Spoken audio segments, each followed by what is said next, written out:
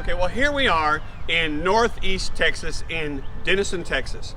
We're visiting Eisenhower State Park. And a lot of stuff up here is named for General or President Eisenhower.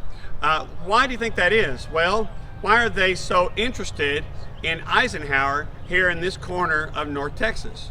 Well, the reason why is because even though Eisenhower was famously from Abilene, Kansas, in reality, he was born in this house right here in Denison, Texas.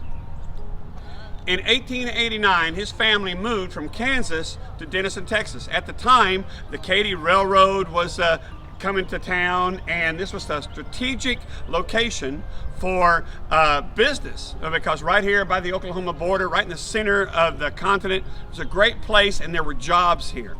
And so his father came here to get a job on the railroad, and he did get a job on the railroad, but it wasn't that great of a job. And so they stayed here for quite some time. They found this house where Dwight David Eisenhower was born in 1890. They stayed here for a few years, and they moved back to Kansas, and his father got a better job there in Abilene. And we all know that Eisenhower liked to talk about growing up in Kansas, but in reality, he was born right here in the state of Texas. He was the first president of the United States to have been from Texas. Let's talk a little bit just about him real quick here. As I said, he was born here in 1890. When he was about 3 years old, they moved back to Kansas. He went to high school there and went to a little college there, and then got into West Point. He graduated from West Point in 1914.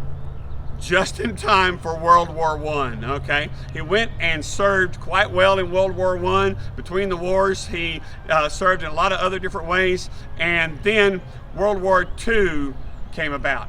By the time World War II started, he was already a general, and he was a very good strategist when it came to military operations. He actually served under General Pershing on the Texas border, fighting Pancho Villa when he was a younger officer. Amazing man.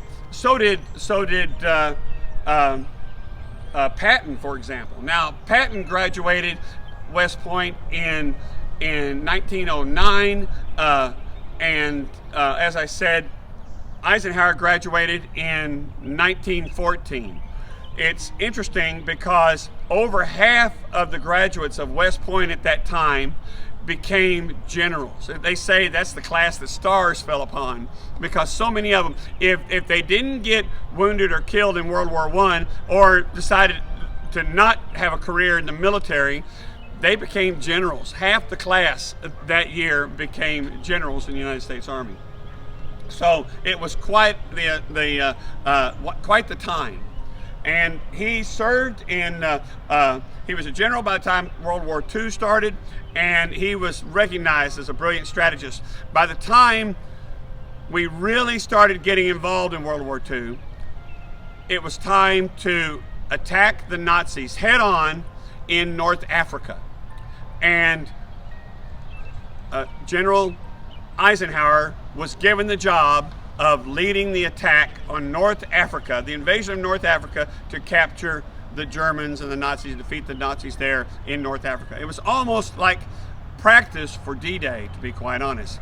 Thousands, tens of thousands of German soldiers were captured in North Africa, and most of them were shipped back to Texas, because the rule was when you capture a soldier, you put them in a POW camp that is somewhat similar to the climate that you captured them in. That makes sense, because don't capture someone in a real nice tropical climate and then ship them to someplace that gets really, really cold. The clothes they have on them is going to be all they have, and they're not going to be outfitted for it or whatever. The fair thing to do is ship them to somewhere temperate. Well, what we did was all the Germans that we captured in North Africa were all shipped to Texas, and they went to a dozen or more POW camps in and all around Texas. In Texas, White Rock Lake in Dallas was a POW camp.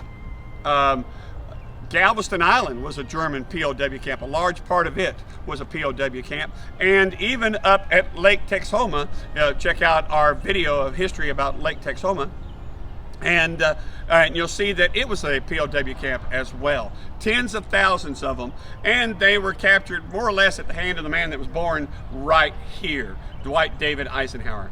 Well, after the success of North Africa, Dwight David Eisenhower was given the job of being the supreme Allied commander for D-Day. Okay, he commanded a force of over 12 different countries for the D-Day invasion. And we know how that went, quite successfully. After the war, he became president of Columbia University and then went back into uniform to be the head of NATO, Supreme Allied Commander of NATO. And then from there, a couple of years later, he was elected President of the United States. And that was kind of a strange situation because both the Democratic Party and the Republican Party wanted him to run on their ticket. Well, he ultimately ran as a Republican, and then 4 years later, he was reelected by everybody in a landslide. This is how popular he was. He was an incredible, incredible man. He created the interstate highway system that we have today. He did tons of stuff as far as civil rights, human rights. He integrated the Army, and he did. He was instrumental in the rapid ending of the Korean conflict. Just a great man. No matter how you slice it, he was a great man, and he died in 1969. And he was born right here in the state of Texas in 1890. I hope you've enjoyed this. Don't forget to like and subscribe. We have more and more history, especially things about the state of Texas. We hope you enjoy.